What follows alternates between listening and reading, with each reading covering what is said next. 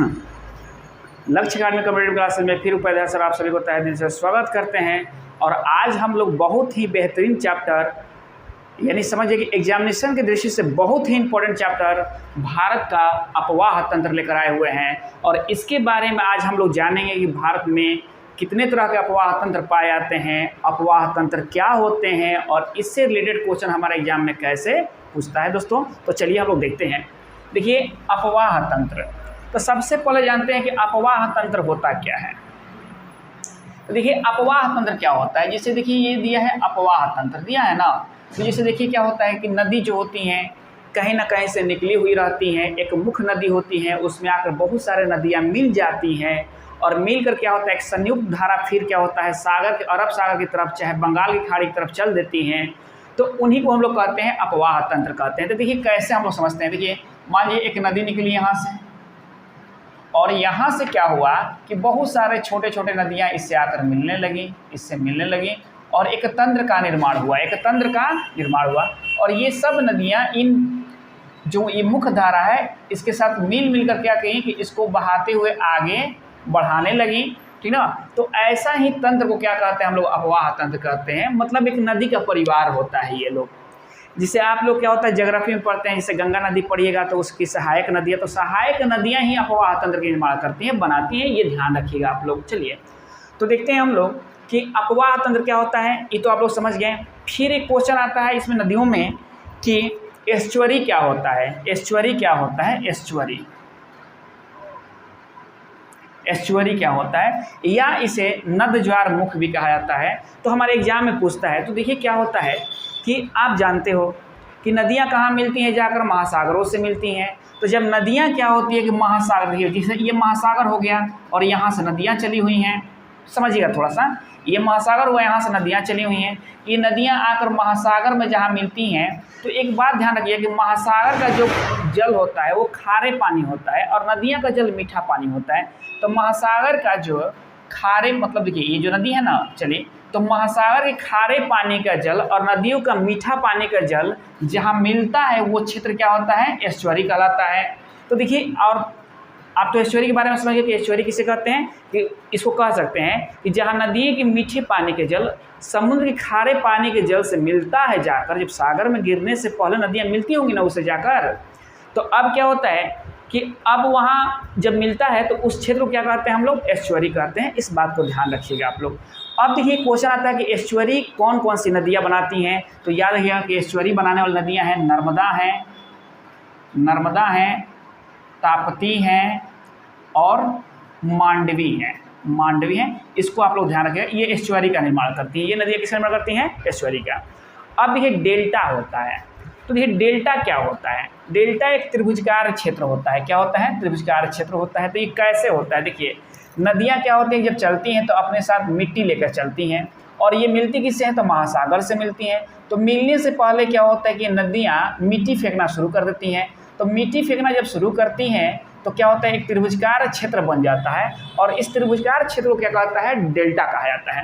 तो अब आता है क्वेश्चन एगो कि डेल्टा कौन कौन सी नदियाँ डेल्टा का निर्माण करती हैं। तो डेल्टा का निर्माण करती हैं कौन कौन, तो देखिए तो गंगा करती हैं और उसके बाद डेल्टा का निर्माण गंगा करती हैं, ब्रह्मपुत्रा करती हैं, उसके बाद कृष्णा करती हैं, उसके बाद गोदावरी करती हैं, और उसके बाद कौन करती हैं, कृष्णा हो गया, गोदावरी हो गया और महानदी। तो ये ध्यान रखें लोग, महानदी, ये सब नदियाँ जो हैं ये क्या करती हैं, किसके निर्माण करती हैं, तो डेल्टा का निर्माण करती हैं। और ये डेल्टा जो होता है ये बहुत ही उपजाऊ क्षेत्र होता है, क्योंकि आप जानते हो कि नदियाँ अपने साथ जो मिट्टी लेके चलती हैं उसे जलोढ़ मिट्टी कहा जाता है और इसके बारे में हम लोग मिट्टी में पढ़ेंगे बढ़िया से, ठीक ना। तो ये ध्यान रखिएगा डेल्टा बहुत उपजाऊ क्षेत्र होता है। चलिए अब हम लोग को समझना क्या है कि अपवाह तंत्र के बारे में तो समझिए क्या होता है। तो अब भारत में कितने तरह के अपवाह तंत्र पाए जाते हैं इसके बारे में हम लोग देखते हैं। देखिए भारत का अपवाह तंत्र, यहाँ देखिए ये 3 तरह के होते हैं, हिमालयी अपवाह तंत्र, प्रादीपीय अपवाह तंत्र, अंतः अपवाह तंत्र। समझिए ना बात। अब ये तो क्या है कि हिमालयी अपवाह तंत्र क्या है कि जो भारत से बाहर की नदियाँ, भारत से बाहर की जितनी नदियाँ हैं वो क्या होती हैं, हिमालयी अपवाह तंत्र में आते हैं। और इनमें देखिए, और ये नदियाँ वैसी होती हैं कि कभी सूखती नहीं, बारहमासी नदियाँ होती हैं, समझे ना बात। अब ये हिमालय अपवाह तंत्र में कितने तंत्र पढ़ना है, तो 3 तंत्र पढ़ना है, सिंधु नदी तंत्र, गंगा नदी तंत्र और ब्रह्मपुत्र नदी तंत्र। प्रायद्वीपीय अपवाह तंत्र में कितने पढ़ना है, तो देखिए, तो बंगाल की खाड़ी में गिरने वाली नदियाँ और अरब सागर में गिरने वाली नदियाँ। इसमें 2 तरह के तंत्र पाए जाते हैं। कुछ नदियाँ देखते हैं आप लोग बंगाल की खाड़ी में गिरती हैं, और कुछ नदियाँ क्या होता है, अरब सागर में गिरती हैं। और अंतः अपवाह तंत्र क्या है कि कुछ नदियाँ क्या होता है, झीलों में गिरती हैं, तो कुछ नदियाँ मरुस्थल में गिरने वाली होती हैं। जैसे लूनी नदी मरुस्थल में गायब हो जाती है, हम लोग पढ़ेंगे इसके बारे में। देखिए, अब हम आते हैं कि सबसे पहले हम लोग पढ़ेंगे सिंधु नदी अपवाह तंत्र। ये कौन सा अपवाह तंत्र है, तो सिंधु नदी अपवाह तंत्र है। अपवाह तंत्र देखिएगा दोस्तों, एग्जामिनेशन की दृष्टि से बहुत ही इंपॉर्टेंट चैप्टर है, ध्यान दीजिएगा। देखिए, अब जैसे देखिए, ये हम लोग का भारत का नक्शा हो गया, थोड़ा सा हम कलर बदल रहे हैं। ये हमारा क्या हो गया, भारत का नक्शा हो गया। जैसे देख रहे हैं कि ये भारत का नक्शा है, यहाँ से देखिए ऐसे, ध्यान दीजिएगा लोग, ऐसे ये भारत का नक्शा है। तो देखिए, ये सिंधु नदी है, ये कौन नदी है, सिंधु नदी है। और ये क्षेत्र आप जानते हैं चीन का क्षेत्र है, यहाँ तिब्बत भी है। आप तिब्बत समझ लीजिए, तिब्बत क्या है, चीन द्वारा अधिग्रहित क्षेत्र है तिब्बत ना। तो तिब्बत है ना, तो यहाँ क्या होता है, यहाँ मानसरोवर झील है। यहाँ क्या है, तिब्बत में मानसरोवर झील है, मानसरोवर झील, सरोवर झील है। देखिएगा, बस केवल ग्राफ पर ध्यान दीजिएगा, तो टोटल तंत्र आपको ग्राफ पर हम समझा देंगे ना। ये मानसरोवर झील है, जहाँ से ये क्या होता है, उसके निकट से सिंगीख्वान जगह है, वहाँ से निकलती हैं कौन, सिंधु नदी निकलती हैं। और देखिए, सिंधु नदी यहाँ से निकल रही है, तो देखिए अगर नक्शा देखिए, ये कौन सा भाग है, अगर देखिए तो ये कौन सा है, तो पूरब भाग है, और ये क्या है, पश्चिम है। तो देखिए, ये कैसे इनकी बहाव क्षेत्र है, तो पूरब से निकली पश्चिम की ओर होते हुए, और ये क्षेत्र जो आता है लद्दाख क्षेत्र आ जाता है ना। देखिए, तो ये लद्दाख क्षेत्र है, यहाँ देख रहे हैं ना, ये लद्दाख ये क्षेत्र है। तो ये पहले क्या था कि लद्दाख और कश्मीर एक ही में था, ठीक ना। लेकिन 2019 में क्या हुआ कि लद्दाख और कश्मीर क्या हुआ कि अलग अलग राज्य बन गए। तो ध्यान रखिएगा, 31 अक्टूबर 2019 में क्या किया गया था, लद्दाख को कश्मीर से अलग करके एक नया राज्य बना दिया गया था। अब देखिए, बात आता है कि 31 अक्टूबर को ही क्यों बनाया गया, तो आप जानते हैं कि सरदार वल्लभ भाई पटेल थे, जो हमारे भारत को एकीकरण करने में महत्वपूर्ण योगदान निभाए थे, क्योंकि बहुत कठिन था भारत का एकीकरण करना आज़ादी के बाद। तो उन्हीं के जन्म दिवस पर क्या हुआ है कि 31 अक्टूबर को ही भारत को क्या किया गया कि ये लद्दाख को क्या किया गया कि यहाँ से जो है कश्मीर से एक अलग राज्य बनाया गया। तो ध्यान रखिएगा आप लोग। तो अब ही तो ये क्या है कि ये क्षेत्र लद्दाख है, तो ये लद्दाख से होते हुए, तो देखिए यहाँ चाइना था, अब ये भारत में आ गई है। भारत से होते हुए कहाँ पहुँच रही है, देख रहे हैं ना, अरब सागर की ओर। कहाँ पहुँच रही हैं, अरब सागर की ओर। और ये पाकिस्तान भाग है। तो ध्यान रखिएगा कि सिंधु नदी 3 देश से होकर बहती है, एक तो चाइना से बहती है, एक हिंदुस्तान से बहती है, और एक पाकिस्तान से बहती है। पाकिस्तान में आते हुए क्या होता है, अरब सागर में ये गिर जाती हैं, इनकी मुहाना है। अब देखिए, जब पाकिस्तान में जब ये निकलती है कहाँ से, तो जब ये निकलती है मतलब सिंगीख्वान से, मानसरोवर झील के पास से, मतलब ये देखिए तिब्बत भाग है, तिब्बत से और निकल कर जैसे ही ये मतलब हिंदुस्तान पहुंचती है, तो हिंदुस्तान के बाद से देखिए ये ऐसे ही नहीं पहुंचती हैं, एक तंत्र की निर्माण करती हैं। क्या करती हैं, एक तंत्र के निर्माण करती हैं, जिसे नदी तंत्र बोलते हैं हम लोग। देखिए वहाँ समझा है ना, तो तंत्र निर्माण करते थे। देखिए कैसे निर्माण होता है। अब देखिए क्या होता है कि यहाँ से ये कौन सी नदी निकलती हैं, देखिए ये सतलज नदी है। तो देखिए सतलज के बारे में आप लोगों को बताएंगे भी। सतलज नदी, इसका देखिए उद्गम स्थान ये क्या है, राकस ताल है। क्या है, राकस ताल। ये राकस ताल से निकलती हैं नहीं, और राकस ताल से निकलकर और क्या होता है कि हिंदुस्तान में प्रवेश करते हुए, देखिए तो राकस ताल से ये निकलती हैं सतलज, और देखिए हिंदुस्तान में प्रवेश कर रही हैं, यहाँ से कर रही हैं ना, देखिए हिंदुस्तान में यहाँ से प्रवेश कर रही हैं, यहाँ से। और हिंदुस्तान में देखिए यहाँ जो है, यहाँ आकर कौन सी नदी से मिलती है, ब्यास नदी से मिलती है। किससे मिलती हैं ये, ब्यास नदी से। देखिए ब्यास नदी से यहाँ मिलती हैं, यही है हर के बैराज। क्या है, हर के बैराज। और जब यहाँ ये मिलती हैं, यहाँ से देखिएगा, यहाँ से जब ये मिलती हैं, तो यहाँ से मिलते हुए ऐसे यहाँ जब मिलती हैं, तो यहाँ क्या होता है कि हर के बैराज पर क्या होता है कि यहीं से भारत की सबसे बड़ी, जब ये ब्यास नदी से मिलती है, कहाँ, हरिके बैराज पंजाब क्षेत्र में ना, मतलब किस, देखिए तो ये कौन, झेलम नदी, झेलम नदी किससे मिलती है, ब्यास नदी से मिलती है। तो ऐसा ध्यान दीजिएगा, झेलम नदी किससे मिलती है, ब्यास से मिल रही है, और ये हरिके बैराज पर मिल रही है। तो जब ये हरिके बैराज पर मिल रही हैं तो यही है भारत की सबसे बड़ी नदी घाटी परियोजना, इंदिरा गांधी नदी घाटी परियोजना यहीं स्थित है। तो ध्यान रखिएगा कि इंदिरा गांधी नदी घाटी परियोजना किन दो नदियों के मिलन से बनता है, तो याद रखिएगा, आपको याद रखना होगा कि झेलम और सतलज और किससे, ब्यास नदियों से, सतलज और ब्यास नदी से हरिके बैराज पर जो नहर घाटी परियोजना है वो इंदिरा गांधी नहर घाटी परियोजना है, ठीक ना। तो ध्यान रखिएगा, ये बहुत ही इंपॉर्टेंट है। और यहाँ से फिर क्या होता है, पाकिस्तान में आकर ये चिनाब से मिल जाती हैं। किससे मिल जाती हैं, चिनाब नदी से मिल जाती है। देखिए चिनाब नदी ये है, चिनाब नदी ये है, ठीक ना। अब ये चिनाब जो नदी है, पहले चिनाब के बारे में समझिए। ये चिनाब नदी जो है, देखिए यहाँ से निकल रही है, ठीक ना। तो ये यहाँ से कौन से भाग से निकल रही है, तो K12 लारा दारा मतलब हिमाचल प्रदेश से, कहाँ से, हिमाचल प्रदेश से, और यहाँ से देखिए ये निकल रही हैं ऐसे, और ये पाकिस्तान में प्रवेश करती हैं।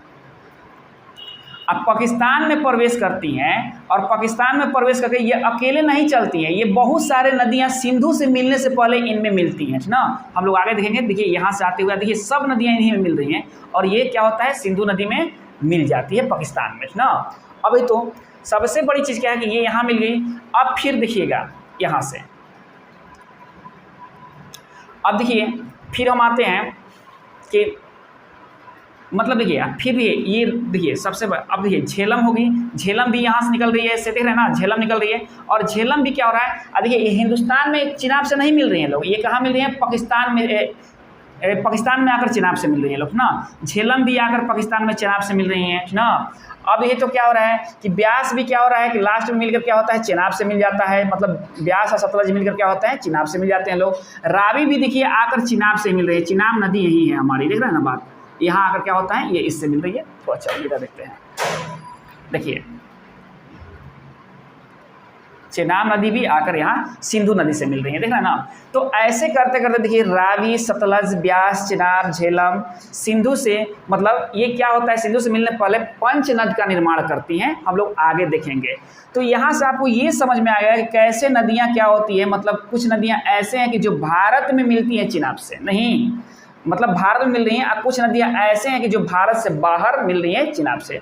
अब एक बात और सोचने को आता है कि देखिए लेह शहर लद्दाख में है, तो लद्दाख में लेह मतलब लद्दाख की राजधानी भी है, तो लेह देखिए, तो अब देखिए अब ये नदियाँ चली तो नदियाँ के दो तट होते हैं, नदियाँ ऐसे चल रही है ना, तो इधर इसका दाहिने तट हो गया और इधर इसका क्या हो गया, बाएं तट हो गए।